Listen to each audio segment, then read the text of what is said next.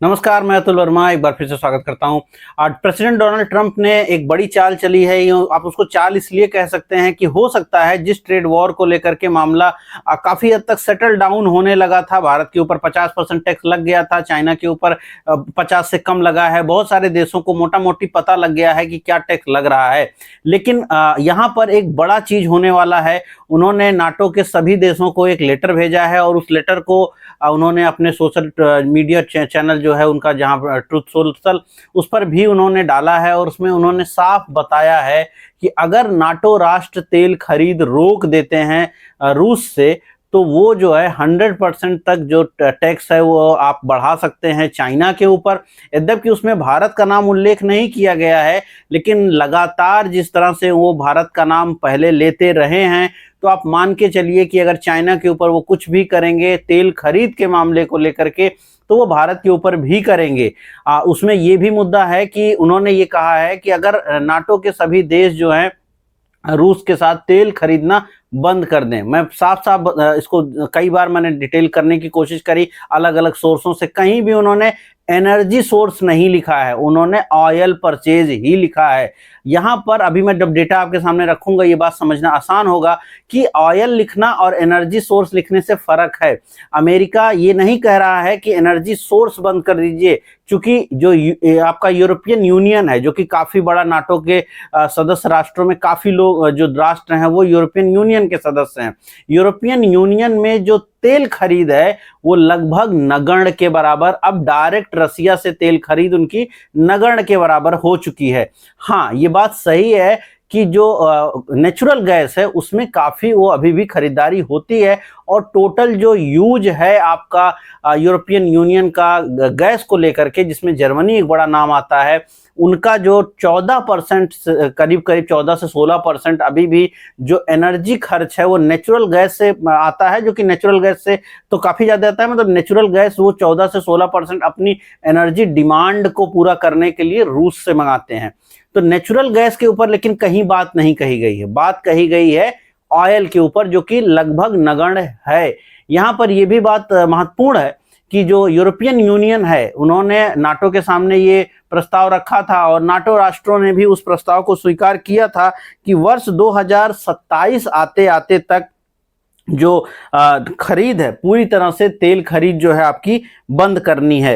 European union ने स्वीकार कर लिया था और नाटो ने अभी तक उसको कंप्लीटली स्वीकार नहीं किया है। नाटो के कुछ देशों में, जिसमें तुर्की आता है, उन्होंने इस फैसले को अभी तक स्वीकार नहीं किया है कि 27-28 तक वो रूसी गैस और तेल पर जो निर्भरता है उसको भी समाप्त करेंगे। लेकिन ये सब कुछ गैस और जो है ऊर्जा पे निर्भरता की बात है, इनमें तेल की निर्भरता नहीं है। तेल पर ऑलरेडी जो यूरोपियन यूनियन है उसकी काफी, आप नगण्य के बराबर, मैं बार बार बोल रहा हूं, तो वो नगण्य के बराबर है कि वो खरीद रहे हैं।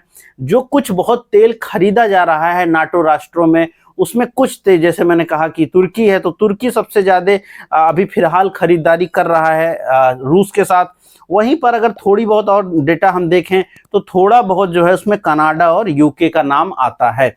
लेकिन कनाडा और यूके उसको बंद कर सकते हैं, वो आप समझ सकते हैं, जल्दी बंद कर सकते हैं, क्योंकि कनाडा उस चीज को कंप्लीट कर सकता है अमेरिका के साथ तेल खरीद करके, और जो है यूके भी उसको कहीं ना कहीं अलग जगह से खरीद के पूरा कर सकता है।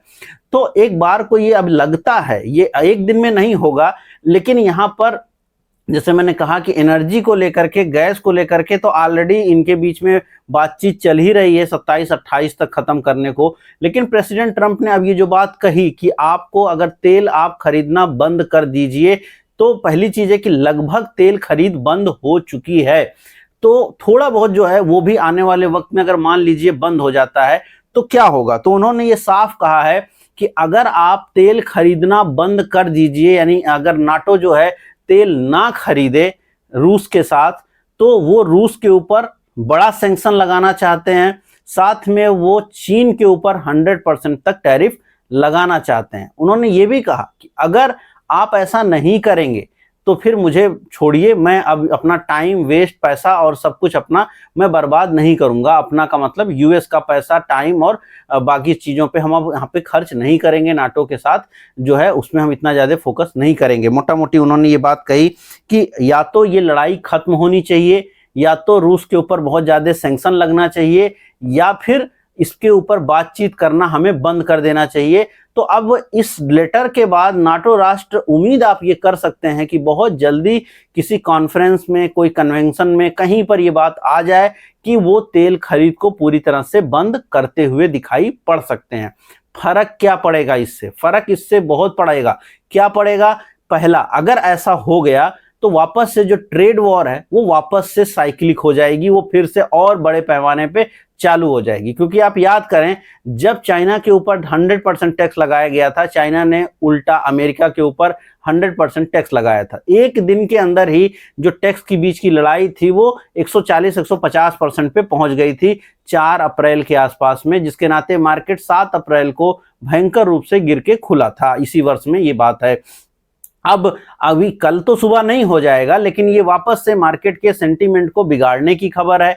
क्योंकि इसका अर्थ ये हुआ कि अगर निकट भविष्य में, जो कि अगर आप इसको डिटेलिंग कर रहे हैं, मैं बार बार इसीलिए इस न्यूज की डिटेलिंग कर रहा हूं कि एनर्जी नहीं कहा गया है, क्योंकि एनर्जी को रोकना आसान नहीं है। 27, 28 नहीं, 29, 30 भी आ सकता है कि ऑयल, जो गैस खरीद है वो ना रुक पाए। लेकिन चूंकि उन्होंने अपने ट्वीट में ऑयल परचेज लिखा है, चूंकि लेटर में ऑयल परचेज लिखा है, वो ऑलरेडी बहुत कम है, तो उसके नाते फैसला हो सकता है कि आने वाले कुछ वक्त के अंदर, 3 महीना 6 महीना के अंदर आप कुछ वापस से चीजें गड़बड़ होती देखें। लेकिन मार्केट को तो ये बात आज ही बता दी गई, तो अब क्या फर्क पड़ जाएगा? क्या 6 महीने तक मार्केट रुका रहेगा? बिल्कुल नहीं। मार्केट इसको तुरंत ही फैक्टर इन करने की कोशिश करेगा। मार्केट हो सकता है तो कल ही सुबह आप, मतलब मंडे मॉर्निंग आप नहीं घट जाओ, लेकिन पॉसिबल है कि ये मार्केट के बड़े सेंटीमेंट के ऊपर इंपैक्ट डालेगा। बाजारों में जो निगेटिविटी है उसको ये पैदा और करेगा और एक डर का माहौल बना देगा। क्योंकि अब क्या होगा, अगले 6 महीने के अंदर बार बार नाटो राष्ट्रों की मीटिंग होगी। अब इसके ऊपर चूंकि अभी 48 मिनट हुए हैं जब मैं ये वीडियो बना रहा हूं, और जब ये ट्वीट आया, जब ये पूरी चीजें आई, तो अभी तक विश्व के बाकी जो नेता हैं उसके ऊपर क्या रिएक्ट कर रहे हैं, उनका बात अभी मेरे को नहीं पता है। लेकिन जाहिर सी बात है कि नाटो राष्ट्र इसके ऊपर पॉजिटिवली रिएक्ट करेंगे। अगर वो पॉजिटिवली रिएक्ट करेंगे तो बाजारों के लिए ये निगेटिव बात होगी। पूरे के पूरे मामले में उन्होंने एक बात और अच्छी कही है, वो ये कहा है कि जो वो 100% टैक्स चाइना के ऊपर लगाने की बात कर रहे हैं, यद्यपि उसमें उन्होंने भारत का नाम नहीं लिया, लेकिन मान लीजिए वो भारत के ऊपर भी लगाएं, उसमें उन्होंने ये बात जरूर कही है कि अब जब भी ये रूस और यूक्रेन का वॉर खत्म हो जाएगा तो जो भी टैक्स लगेगा वो 100% हम, यानी जो भी टैक्स हम बढ़ाएंगे, जो 100% टैक्स का कर देंगे, तो उसको हम विड्रॉ भी कर लेंगे। वो साफ साफ उसमें कहा गया है कि जो टैक्स लगने की बात है वो तब उसका विड्रॉल पीरियड भी यूक्रेन की लड़ाई से जुड़ता है। तो यहाँ पे एक चीज और भी देखा जा सकता है कि हो सकता है यूं एक प्रकार से राउंड ट्रिप होकर के अब ये लड़ाई के खत्म होने की जो संभावना है वो बहुत ज्यादा ही बढ़ती दिख रही है। लगातार अगर आप बात करिए, अमेरिका भी रूस के साथ बातचीत हो चुकी, पुतिन के साथ उनकी मुलाकात हुई, जो वॉर है उसको रोकने की कोशिश है। ये थोड़ा एक प्रेशर गेम है। तो कहीं ना कहीं यूक्रेन और जो रूस की लड़ाई है वो भी खत्म होने के करीब करीब की स्थिति दिखाई पड़ने लगी है। जबकि लड़ाई चल रही है, बट वो अब ज्यादा नहीं चलेगी या ज्यादा नहीं खींचेगी, इसकी उम्मीद अब आप लगा के जरूर चल सकते हैं।